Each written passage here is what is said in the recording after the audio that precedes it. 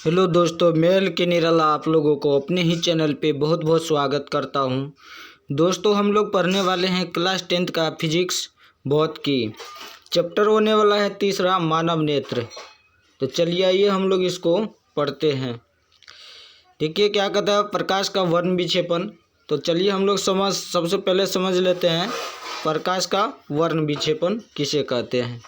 देखिए कहता है, श्वेत प्रकाश के इसके विभिन्न रंगों में विभक्त होने की घटना को प्रकाश का वर्ण विक्षेपण कहते हैं। ठीक है, तो वर्ण विक्षेपण कहते हैं। प्रकाश के वर्ण विक्षेपण से उत्पन्न 7 रंगों की रंगीन पट्टी को स्पेक्ट्रम या वर्णपट कहते हैं। इसमें पाए जाने वाले 7 रंग बैंगनी रंग, जामुनी, नीला, हरा, पीला, नारंगी और लाल है, जिन्हें संक्षेप में बेजानी पीना ला BIG ये इसको कहते हैं। ठीक है, आप लोग को ये ध्यान रखना है। तो देखिए प्रकाश का वर्ण विक्षेपण किसे कहते हैं। कहता है, श्वेत प्रकाश के विभिन्न रंगों में विभक्त होने की घटना को ही क्या कहते हैं, प्रकाश का वर्ण विक्षेपण कहते हैं। देखिए प्रकाश का जो वर्ण विक्षेपण होता है, तो इस क्रिया में श्वेत प्रकाश को एक प्रिज्म से होकर गुजारा जाता है, जिसमें कि 7 रंग प्रिज्म से होकर के बिखर जाता है, और 7 रंग जो बनता है तो इधर क्या हो गया, इसको स्पेक्ट्रम बोलते हैं। जैसा कि आप लोग देख पा रहे हैं कि जैसे ये प्रिज्म है और श्वेत प्रकाश को इससे होकर के प्रिज्म से होकर गुजारा, तो इधर ये कितना रंगों में बट गया, इधर ये 7 रंगों में बट गया, और ये रंगीन जो पट्टी बनता है इसको ही कहा जाता है स्पेक्ट्रम। ठीक है, प्रिज्म के दूसरे साइड प्रकाश के जो सभी रंग बिखरता है। श्वेत प्रकाश में कितना रंग होता है, श्वेत प्रकाश में 7 रंग होता है, जिसको हम प्रिज्म से गुजारने पर 7 रंग अलग अलग दिखाई देता है, और अलग अलग दिखाई के कारण इधर जो रंगीन पट्टी बनता है उसी को हम लोग बोलते हैं स्पेक्ट्रम। ठीक है, चलिए इसको थोड़ा समझ लीजिए संक्षेप में। इसका मतलब जो है, ये सभी रंग दिया हुआ है ना। बैंगनी, इसमें जैसे कि बे दिया तो बे से हो गया बैंगनी, है ना, नी से हो गया नीला। इस तरह से सबका यहाँ पर रंग दिया हुआ है। संक्षिप्त में आप लोग इसको पढ़ लीजिएगा। ठीक है, चलिए आगे हम लोग समझते हैं तरंग दैर्घ्य, वेवलेंथ।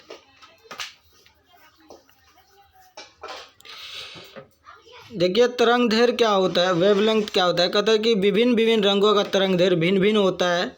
स्पेक्ट्रम में ऊपर से नीचे की ओर बढ़ने पर नीचे पर आने पर तरंग दैर्घ्य घटता जाता है।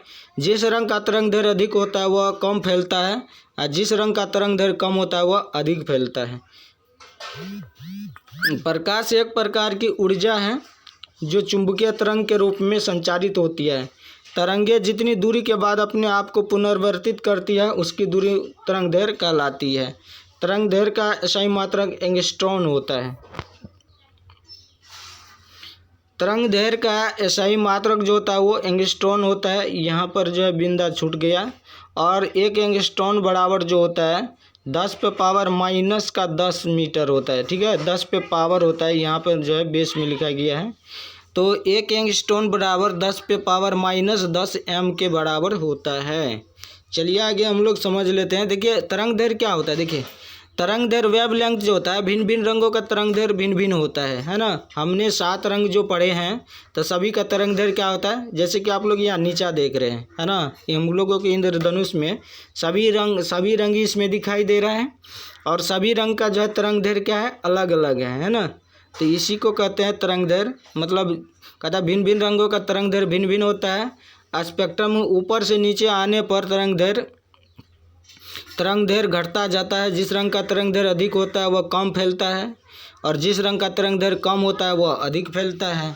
प्रकाश एक प्रकार की ऊर्जा है, चुंबकीय तरंग के रूप में संचारित होती है। और कहता है तरंगे जितनी दूरी के बाद अपने आप को पुनर्वर्तित करता है उसकी दूरी तरंग दैर्घ्य कहलाती है। चलिए हम लोग समझते हैं रेनबो, इंद्रधनुष।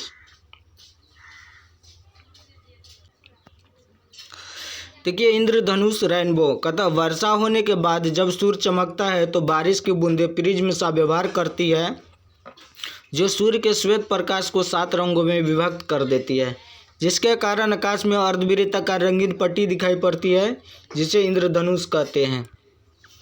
देखिए इंद्रधनुष का निर्माण कब होगा, जब एक साइड क्या रहता है कि एक साइड धूप उगा है ना, ये कब होता है,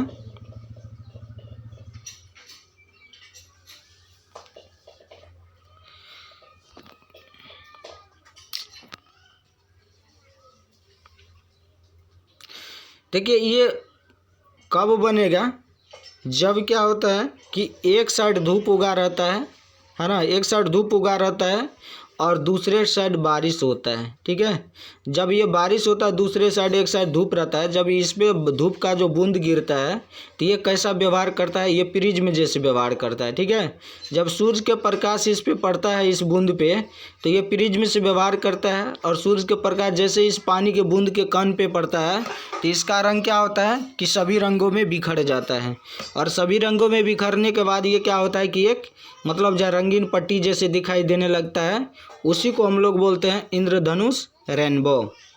चलिए आगे हम लोग समझते हैं। चलिए देखिए प्रकाश का प्रकीर्णन, डिस्पर्शन ऑफ लाइट है, डिस्पर्शन ऑफ लाइट कहता है किसी कण पर पड़कर प्रकाश के एक अंश के विभिन्न दिशाओं में छितराने को प्रकाश का क्या कहते हैं, प्रकीर्णन कहते हैं। देखिए जैसा कि आप लोग देख पा रहे हैं कि ये प्रकाश आ रहा है और ये कण है ना, जब प्रकाश की किरण इस कण पे पड़ता है तो ये चारों बगल छितरा जाता है, और छितराने के बाद जितना ये प्रकाश कण इस पे आ जाता है उसका स्पीड घट करके ये आगे निकलता है। ठीक है, तो ये छितराने की जो प्रक्रिया होता है इसी को हम लोग क्या कहते हैं, प्रकाश का प्रकीर्णन कहते हैं। ठीक है, चलिए आगे हम लोग समझते हैं कोलाइड। देखिए कहता है किसी माध्यम में छोटे छोटे कणों के निलंबन को कोलाइड कहा जाता है ना, किसी माध्यम में छोटे छोटे कणों के निलंबन को कोलाइड कहा जाता है। जैसे कि आप लोग इसमें देख रहे हैं कि छोटे छोटे कण इसमें दिखाई दे रहे हैं ना, तो यही क्या हो गया, कोलाइड हो गया। चलिए आगे हम लोग समझते हैं टिंडल प्रभाव। ठीक है, कहता है टिंडल पर कहता है किसी कोलाइड विलयन में निलंबित कणों से प्रकाश के प्रकीर्णन को टिंडल प्रभाव कहा जाता है ना, तो ये जैसे कि प्रकाश के प्रकीर्णन को इसी को क्या कहते हैं, टिंडल प्रभाव कहा जाता है। ठीक है, चलिए आगे हम लोग समझते हैं आकाश का रंग।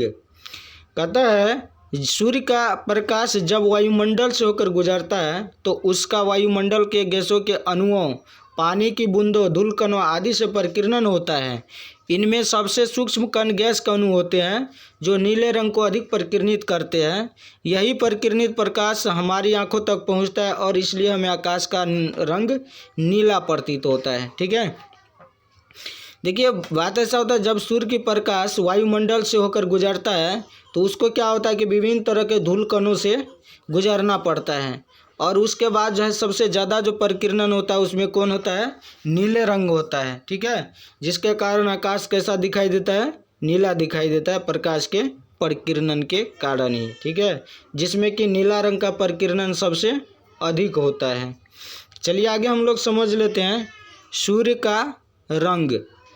देखिए कहता है दिन में सूर्य का रंग समय के साथ बदलते रहता है। दोपहर को जब सूर्य होता है सूर्य के प्रकाश द्वारा वायुमंडल से होकर तय की दूरी न्यूनतम होती है, जिसके कारण प्रकाश का प्रकीर्णन कम होता है।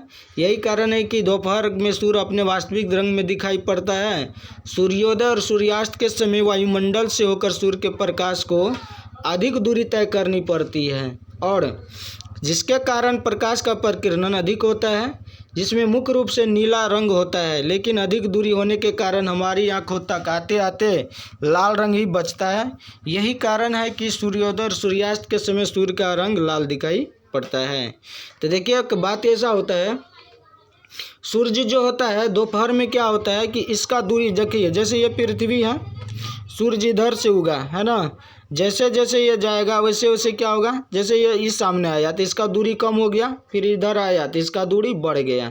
तो बढ़ने के कारण इसमें जो है जब इस सामने सीधा होता है तो ये वास्तविक दूरी मतलब वास्तविक ऊंचाई पे होता है, इसका दूरी कम होता है, जिससे प्रकाश का जो मतलब सूर्य का जो प्रकाश का जो रंग होता है वो वास्तविक दिखाई देता है। लेकिन यही जैसे जैसे डूबेगा तो इसका दूरी बढ़ जाता है, और बढ़ने के कारण जो है मतलब नीला रंग का जो प्रकीर्णन होता है वो आधा ही रास्ता में रह जाता है, और ये लाल रंग का प्रकाश का प्रकीर्णन कम होता है और ये इसका तरंग दैर्घ्य अधिक होने के कारण ये हमेशा जब सूर्य और एक समय लाल दिखाई देता है। ठीक है, तो यही था प्रकाश का मतलब सूर्य का रंग लाल दिखना। दोपहर के समय में दूरी कम होता है तो वास्तविक मतलब सूर्य का जो रंग होता है वो वास्तविक दिखाई देता है। सुबह और शाम में क्या होता है कि सूर्य का दूरी बढ़ जाता है पृथ्वी से, जिसके कारण बैंगनी रंग का प्रकीर्णन तो होता है लेकिन वो हमारे आंखों तक पहुंच नहीं पाता है। जबकि लाल रंग का जो होता है, लाल रंग जो होता है हम लोगों का आंखों तक पहुंच पाता है, जिसके कारण हम लोगों का सूर्य का रंग सुबह और शाम को कैसा दिखाई देता है, लाल दिखाई देता है।